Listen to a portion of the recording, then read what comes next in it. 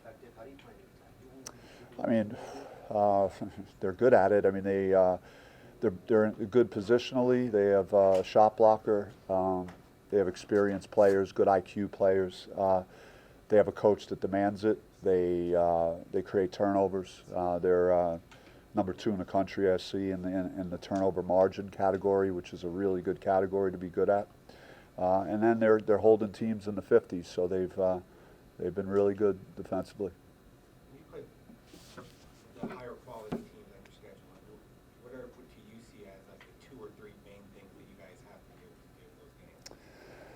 I mean, I think it varies depending on your opponent to a degree. Like, what are the strengths of your opponent? What enables UCLA to win 13 straight games? What are they doing to be successful in those games? And again, they're a defensive-minded group first. Mick Cronin has done that his whole career and has brought that mentality to that program, and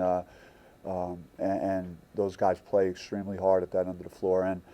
And he's got winning players. He's got winners. They're guys that have won a lot of games there, been in Final Fours. Talk about Tiger Campbell and Jaime Jaquez, both 2 of the best in our conference. So, like in this game, you would say ball security and the per possession value. We talked today about the importance of our defense showing up because they've demonstrated that they could hold teams down and not allow them to score. So we better be prepared to guard somebody. We talked about the turnovers the next 2 days in practice, taking care of the ball, being strong with the ball, valuing the ball.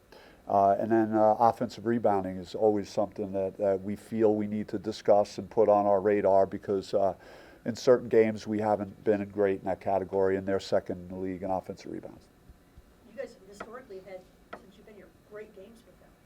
So you expect another one of those like low-scoring, grind-it-out kind of games? You just never know. It's just hard to forecast that. I mean, I didn't go into Oregon thinking, that was going to happen, necessarily the way we did it. I had confidence that we could win there, but so you just don't know how the game is going to play out. But certainly if you base it on last year and here and how we played with the toughness we played, and I still remember talking with one of our coaches, Nick Irvin, that wasn't with me in this game last year, and he asked me, was I exhausted after 3 overtimes? And I said, no, I wanted to keep coaching. It was a game where both teams were playing well, felt like a high-level game. If they wanted to go another overtime or 2, I would have been good with it. Bobby, the way you guys are playing right now, the opponent you have, what are you kind of hoping to see crowd-wise, student-wise tomorrow? It's always tough to project. I think that people should be enthusiastic about what we're doing. And, I know that, heck, we didn't deliver in the Arizona game and we had a great crowd and stuff, but that doesn't mean you stop coming to the games. We've beaten enough good teams here over the years and highly ranked teams that it might be worth, making a run over here and see what's going on. Each team obviously has its own personality, but with you just saying, beating highly ranked teams, do you kind of sprinkle that honey a teeny bit in their ears during the week of practice coming up to a big game like this? Motivation shouldn't be something that I'm overly concerned with. I'm more like, we're in the middle of January, I'm finding, am I doing enough in practice? I can't do too much. So it's like, physically, these guys have been through a lot, and we are really fit. It's about, just keeping us sharp and hopefully getting the team to peak at the right time on Thursday night, keeping everyone healthy. And so, that's all I'm thinking about in the next couple of days, because these guys have been in a number of big games this year, and they're going to be excited to play. I'm not worried about that. It seems like your freshmen and also Nunez and Duprin, they're not afraid of the big moment. They've both made some big plays, and when the pressure's on, I'm kind of surprised that they've been that good this early. After seeing Austin and Duke in New York, it gave you a glimpse, right? So Duke more so in the VCU game came in late minutes, very productive, helped us win that game as a freshman, and then Austin just was unbelievable against Michigan. So very early in key games, they showed that they could play well in these big games. So I thought Austin was terrific in the first half, especially versus Oregon, just coming in there and being a playmaker and his defense is always great. I mean, he's flying around, giving you everything he's got on that end. And Duke is, you know, a blue collar guy. I mean, he's going to do whatever he can to help the team win. He makes winning plays. UCLA plays a lot of close games where there's kind of one stretch that makes the difference in the game, whether first half versus USC, late in the game versus Colorado recently. How do you prevent that stretch from happening, where maybe there's an extended drought? I mean, I could see that happening. I mean, I told the guys before practice, man, it could be a very low-scoring game. So be prepared to function and operate, you know, whatever the circumstances, you know, demand for that game. And I mean, it's hard to say. I mean, both teams could get hot and score the ball and make shots and plays. I mean, and it could be a different type of game, but you don't know at this point. But yeah, I mean, they're a good team. That's why they've won so much. You know, is because they have a defense that could you know, generate those type of stops. I mean, it's the reason they're giving up 57 points a game. Good defensive team. Ingredients, though, that have gone into how successful you've been in those close games this year? I've said it. I don't think that I'm reinventing the game or how to win down the stretch. I've got some clutch guys that have made clutch shots. You know, Des Camers made big shots. DJ.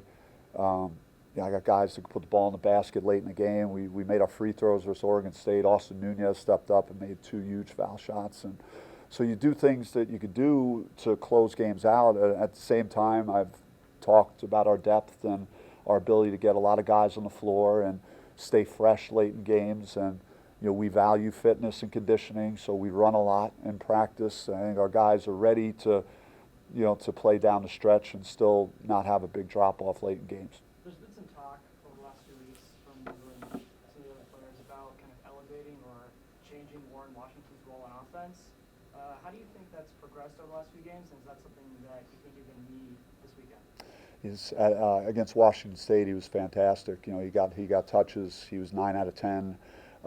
But he does so many things to help us win that you don't want to just exclusively say that's what we need to do. I mean, he's going to run the floor and get touches. He's going to roll to the basket and get touches. He's going to go to the offensive board and finish plays. So there's a lot of ways that he can score. We tried to get him the ball, and we were focused on getting him the ball versus Oregon State. We didn't get a ton in that game from him, but I think it shows that we want to play through him, and the guys are trusting him, and he'll get his opportunities. Coach, the last time a ranked team came into DFA was Arizona, and that was a game where there were a lot of opportunities to maybe steal that one. But what kind of lessons are you and the guys taking away from that game coming into this one? I think the one thing that was really worked well for us, we talked about before Oregon, was, hey, let's get off to a better start. Like, we've been, you know, putting ourselves behind in games early, especially on the road with Colorado and SMU and San Francisco, and we've won some of those games. But, you know, should we keep doing this, right? So we wanted to play better early in the game, which guys were ready to play from the jump, and we kind of challenged the starting 5. Hey, can we get some positive momentum so when I go to the bench, they're not like down, we're not down 8 or 10, and now I'm putting guys that are ice cold into a bad environment. So trying to obviously get off to a better start, I think, would help, and in a big game. And because the Arizona game here, we did not, and we were down big, and we had to, you know, fight our way back, and we didn't have enough to finish it. In that game, talk about the depth. I mean, having somebody like Luther, I mean, with his experience, and obviously not Colin Mobile, with his experience kind of leading that unit, how big is that for you when someone like him is leading that second? I mean, he could go in there and make a play off the bounce and create something, which is great, and he's going to give you everything he has on defense. And you know, he's a guy that's very vocal, you know, in practices and on the floor. So, you know, I think he's very well liked. So you combine all those things, and he's older. So I think guys respect Luther. Coach, there are different energies in the gym or in the locker room before a game like this when you get to play a top 5 team?